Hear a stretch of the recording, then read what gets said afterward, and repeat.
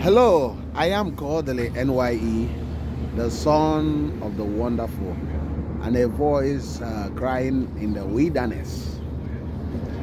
Our homeland must be the best and nothing more.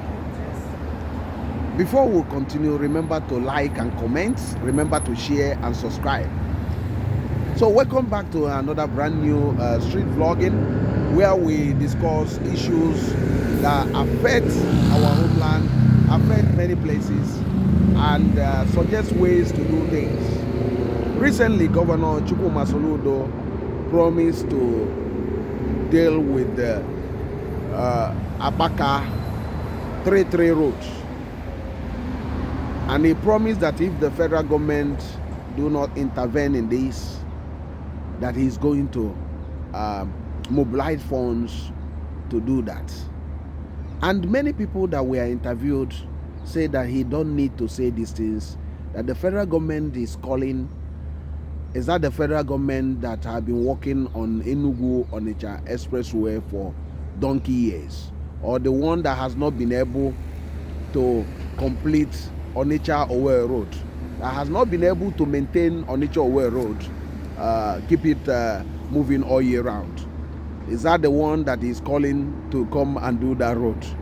That he must be joking, because instead of waiting for the federal government, that he should move the bulldozers immediately and basically expand that road.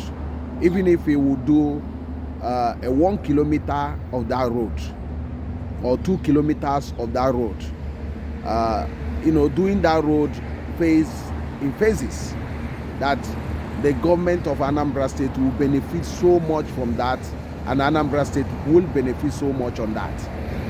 So I do buy that idea, because the people that are saying all those things, they have something that the government need to listen. That's why we want you to share this, so that the government can listen. Anambra State government need a lot of support, because don't always think that the governor knows everything.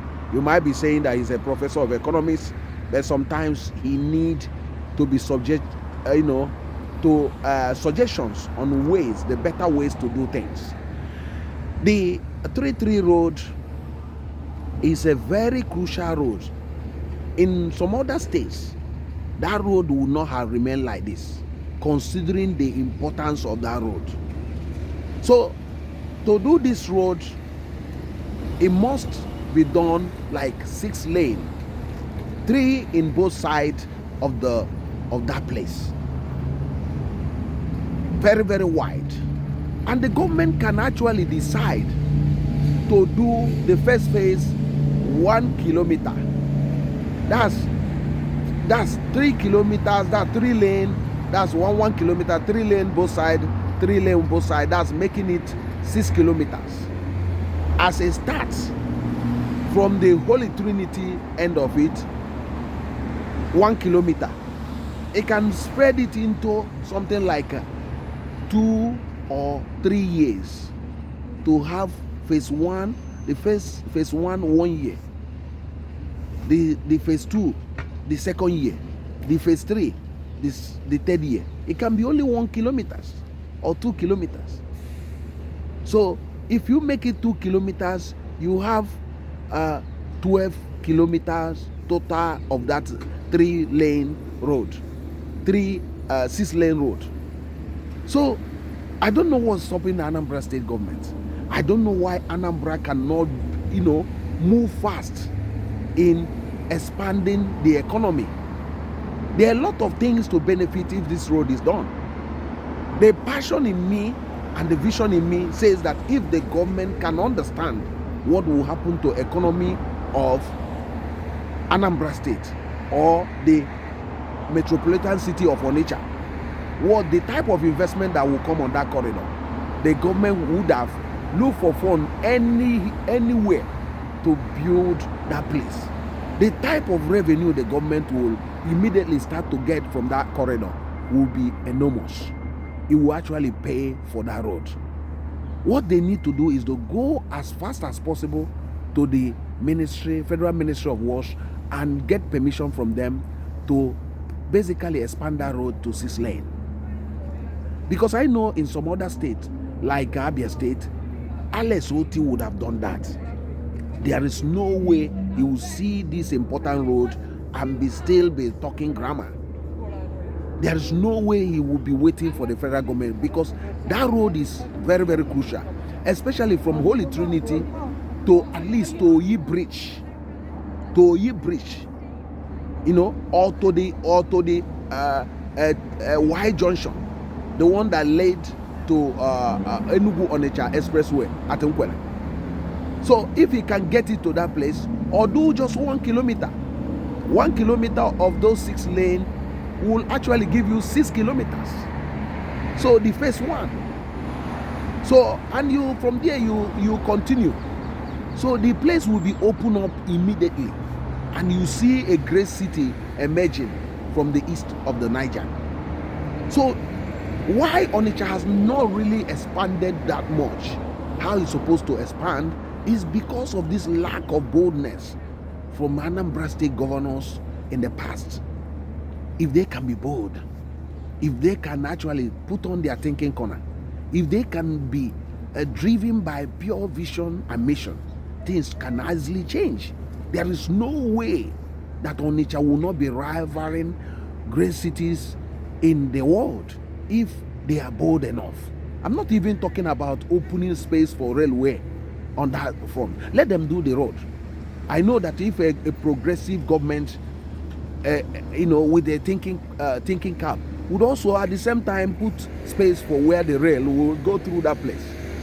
But it's actually it asking so much from them, because they have not even done the road. So there's no point of waiting for the federal government. The federal government is non-existent in Nigeria. The federal government is highly incapable to even maintain Nigerian road network. So waiting for them to do the one in Anambra State is just, you will be waiting until you get tired.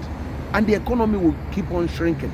Why a lot of investment move across the Niger to Asaba is simply because of lack of infrastructure in Anambra State.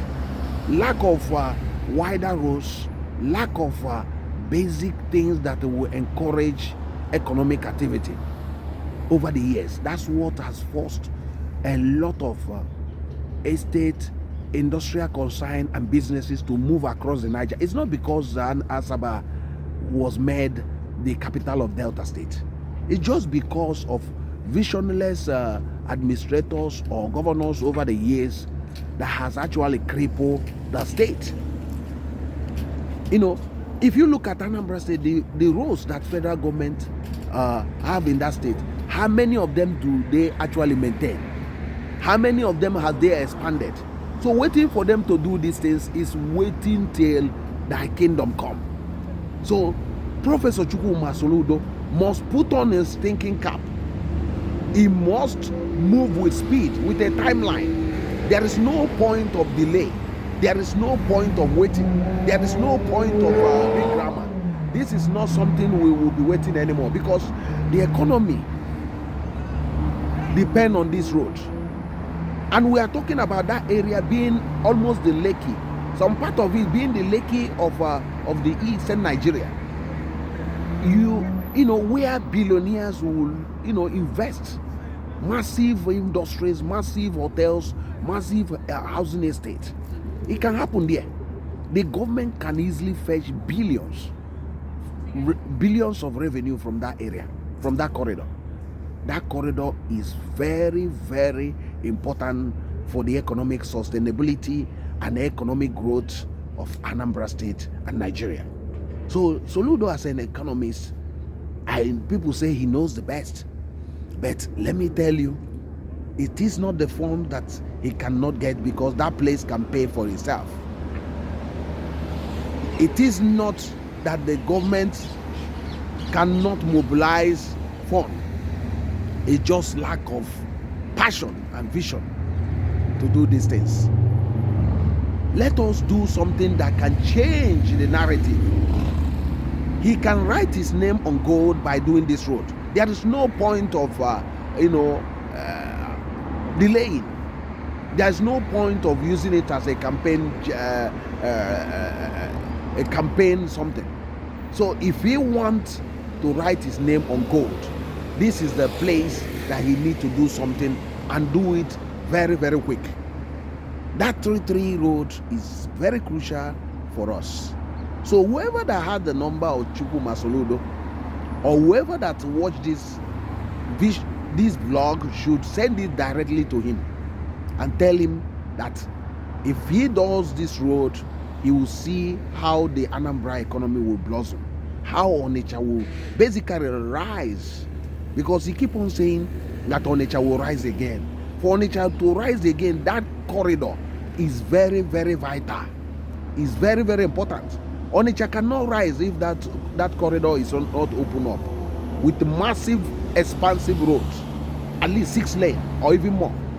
So if he doesn't do that place, don't expect Onitsha to rise to be the Dubai of Africa. So you don't even expect Onitsha economy to grow in a greater height. So we need to do something. I do believe that we must lead a campaign.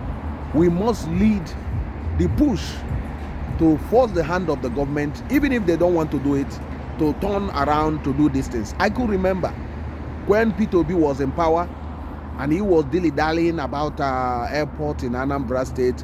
Oh, people going to him, people were saying, oh, we need the airport. He keep on saying, we don't need the airport, there is Asaba Airport. We are the part of the people that keep on writing, keep on saying to Peter Obi, you don't know what you are doing by saying that Anambra doesn't need airport. A state in Nigeria, we cannot be sharing airport with other states because we don't share budget with them. We will lose investors. Finally, the Peter Obi reluctantly went to acquire that land. But he keep on delaying it until he left. And thank God that Willie Obiano did that airport. Minus that, even Peter Obi would not have been going through that airport to travel. Although most of the time he traveled through Asaba Airport anyway. But this is what leadership should be. Willie Obiano was being pressured to do this road. 3 times he put it in Anambra budget, and 3 times he failed to deliver. But Soludo should not be Willie Obiano. Soludo should be Soludo, because Soludo is an economist. He tends to know what economic development means. So he needs to put in his thinking corner, thinking cap, and do the needful. 33 road must be expanded and must be done, and must be done urgently, because for the economy to grow, that road must be done. I am still Kodili-nye. Please, if you get this video, share it to everyone. Comment, drop your opinion. Do you think what we are saying is right? If you think so, please drop your own comment, and we will continue there. Please like it also, so that that YouTube will continue to push forward this channel.